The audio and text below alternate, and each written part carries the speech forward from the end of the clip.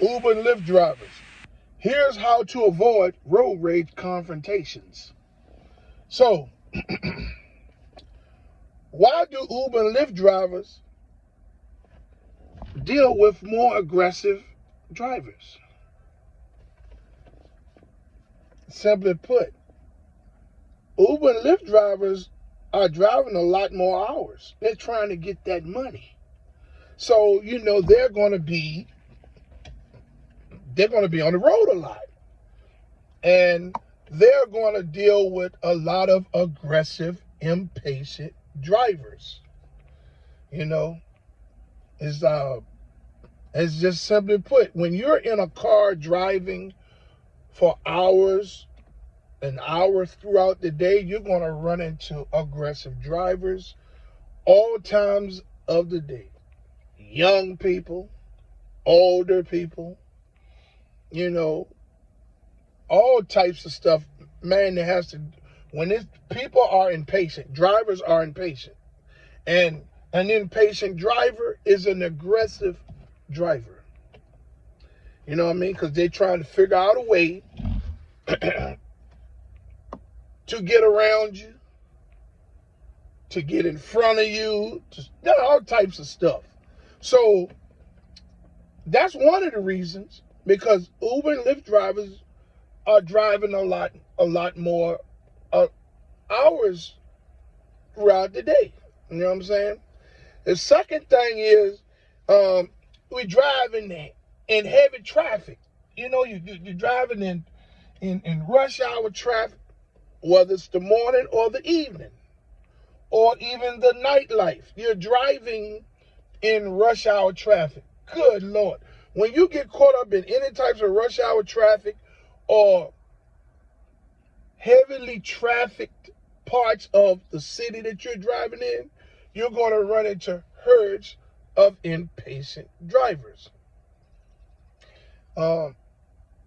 Drivers hate to see an Uber or a Lyft sign on a car.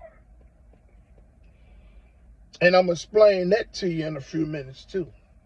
So, when you're driving in rush hour traffic, whether it's the morning or the evening, or if you're in a area of the city that you're driving in, where there's a bunch of traffic, even if it's not rush hour time. Some places are heavily populated and that traffic is rough in certain parts of the city, no matter what time of the day it is. Okay? Then the next thing that the reason why Uber and Lyft drivers deal with aggressive drivers more is because when we're trying to pick up a passenger, no telling where you got to pick that passenger up from. That passenger might be in the heart of the traffic. You got an aggressive driver or impatient driver behind you. Oh man, they're honking the horn. They're making gestures. They're talking trash. But you got to stop and pick that person up. Where that map tells you to stop, you got to stop and pick that person up. A bunch of frequent stops, trying to find it. Where the person at? Where is they at? The map says they right here. This, that, and the third. So that right there creates a lot of problems. You know what I'm saying? Then, what I'm saying? You got to drive slower sometimes because, you're looking for an address. Trying to be like, wait a minute. They say the map says the address is right here. The maps are confusing. The GPSs are confused. I don't care which one you use. They're all full of shit. And all that frequent stopping and trying to figure out where the person is or where the address is what creates a lot of rage, especially in impatient drivers. Making sudden turns. The GPS might tell you, hey, you get to the light right there, whip, you make a sudden turn. You know what I'm saying? You done turned in front of somebody, or, it's just that it's the way the GPS operates, and a lot of drivers do not like to make sudden turns because they don't want to cause accidents, nor do they want to scare the passengers, because the passengers will complain on you. If you make any types of sudden maneuver that may shift them or may cause some type of problem in the traffic that could have caused an accident, they're going to report you. You know what I'm saying? And, like, if you're a person that likes to drive the nightlife, you know what I'm saying, and rush hour, man, you're going to run into road rage and aggressive drivers on a constant basis. I don't give a damn what city or state it is that you're driving in. You're going to run into, because you're driving the nightlife. You got people trying to get somewhere, to a club, to a party. They're drinking. You got people that's purely impatient. Rush hour traffic is the worst because you got people trying to get home. Then sometimes these maps, these pickup expectations, the time limits in these pickups cause a lot of drivers to get caught up in road rage. You know what I'm saying? So, there's a multitude of reasons why Uber and Lyft drivers have to deal with aggressive drivers more. You know what I'm saying? It's just wrong, man. Some drivers already dislike you because you're a rideshare driver anyway. Hey, they see an Uber or Lyft sign. They see an Uber or Lyft sign on the car. Oh, God, they make me sick. They get on my nerves. Let me hurry up and get in front of them. I don't want to be behind them. I don't want to be around them. So that it instantly, bad energy comes to you because you are an Uber or a Lyft driver. And that's bad, man. You know what I'm saying? That's bad that it happens like that. You know what I'm saying? And then, you got a lot of drivers that become emotional behind the wheel. And, it's long hours. You got some drivers that's out here trying to make it make sense. So they drive a lot of long hours trying to balance out the cost of gas and make a profit. So it won't make them feel like they have driven all day for nothing. That stress of long hours of driving, it's emotional in itself. You know what I mean? Low pay. You got a lot of low pay. You know what I'm saying? You're getting these cheap rides. And it just seemed like that you've been driving for 3 and 4 hours. And it just seemed like that the money is not making any sense. That's stress. You know what I'm saying? And I know a lot of drivers go through that. You know what I'm saying? This is a constant thing. You know what I mean? Rider stress. You got a bunch of impatient riders. Either you're not driving at the speed they want you to drive, or the map is taking you somewhere that they don't recognize. Rider stress, they're just putting a lot of stress on the drivers. You know what I'm saying? Man, the emotional hurdles are something to deal with as an Uber and Lyft driver. Traffic overload. Again, driving in rush hour or heavily populated areas of the city that you're driving in. The pressure from the app. All types of algorithm games and pushing you to drive places that you don't want to go, unsafe pickups or have you picking somebody up in the middle of the street and all that stuff. There a bunch of pressure from the app, the algorithm playing tricks lowering your ratings and all types of stuff like that.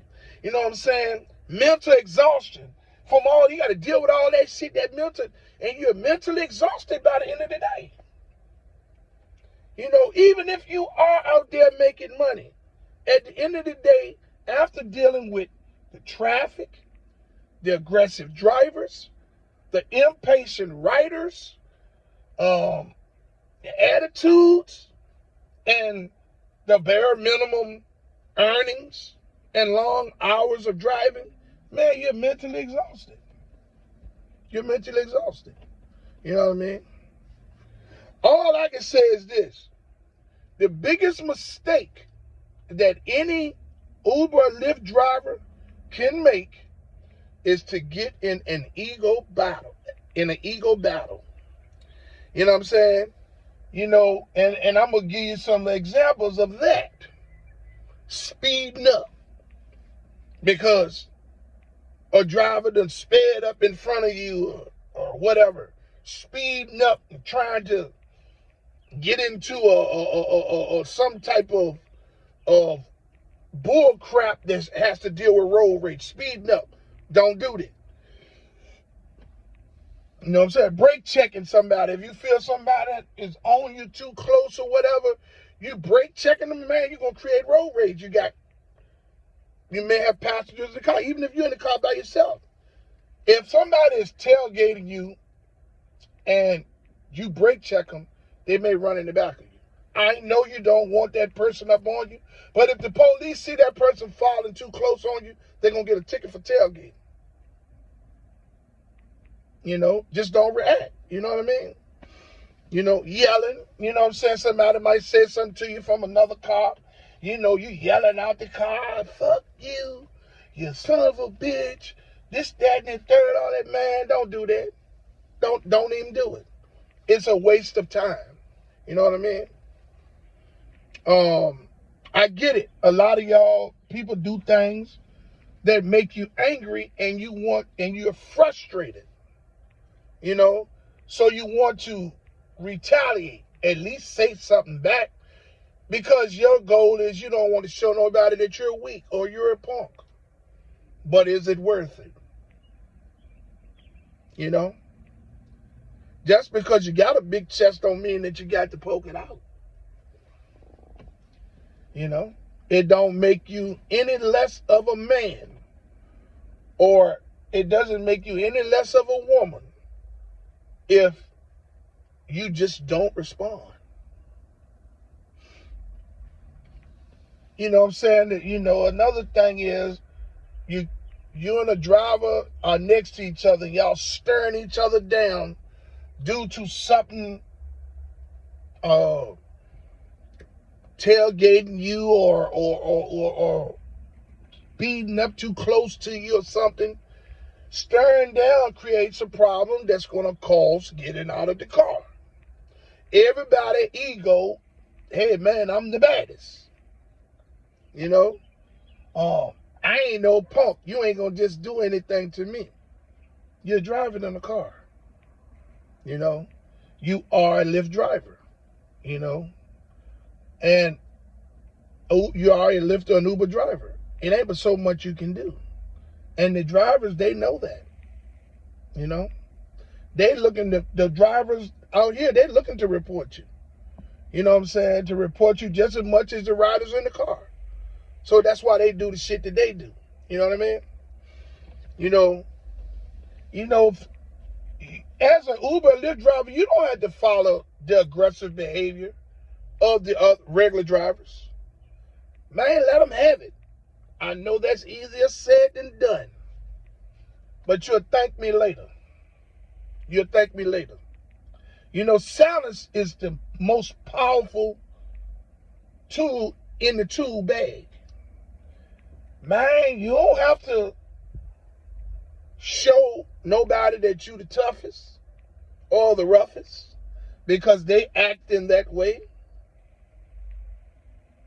Let them be. You can't do none of the things that you would normally do in public. I mean, if you weren't in the car. You see, as an Uber or Lyft driver, we stand to lose more than regular drivers.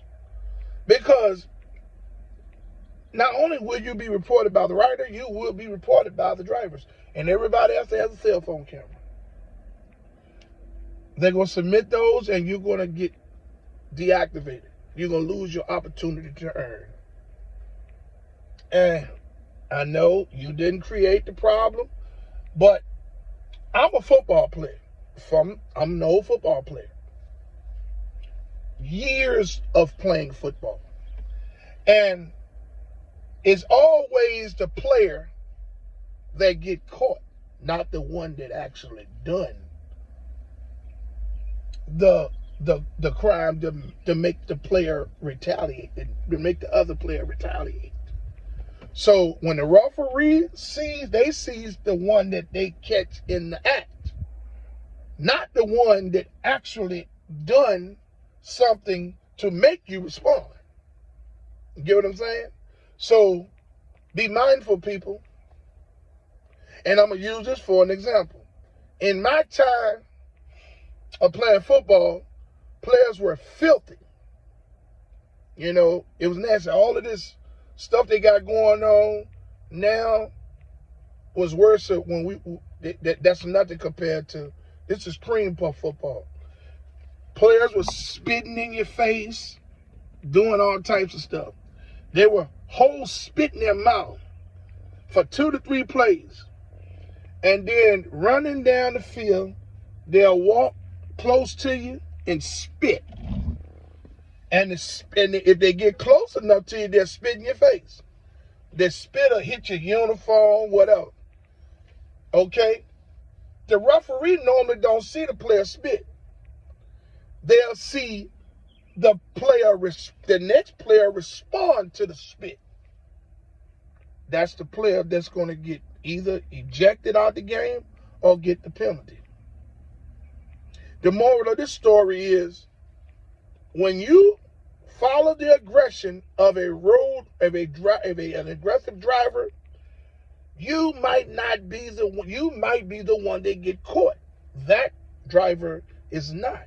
You stand more to lose because you are an Uber and Lyft driver who may have customers in the car.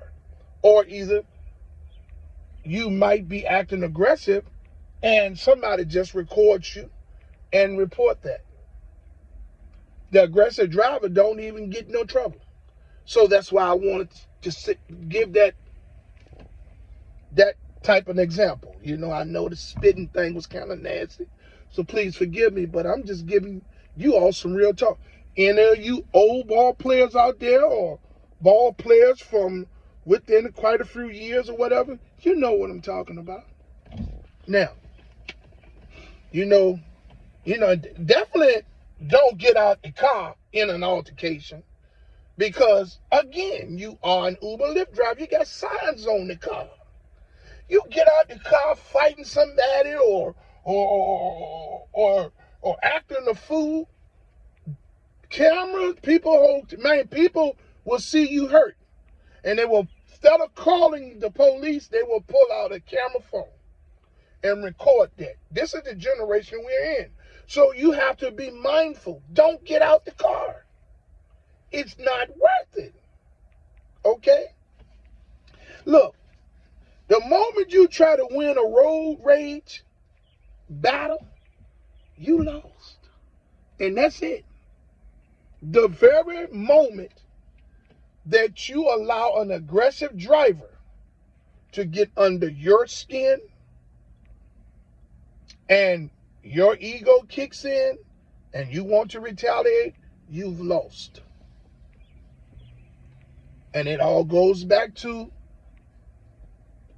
you could be deactivated, or it's actually not worth it. You know, you're not going to be able to defend everything everybody do and say. Silence is the best tool. Silence is the best tool in the belt. So it doesn't make you a punk neither, you know. But this road rage thing is all over. is happening on a daily basis, and I know a lot of drivers are dealing with it. And my advice to you drivers, is don't get in any types of confrontation with riders, honking the horn, saying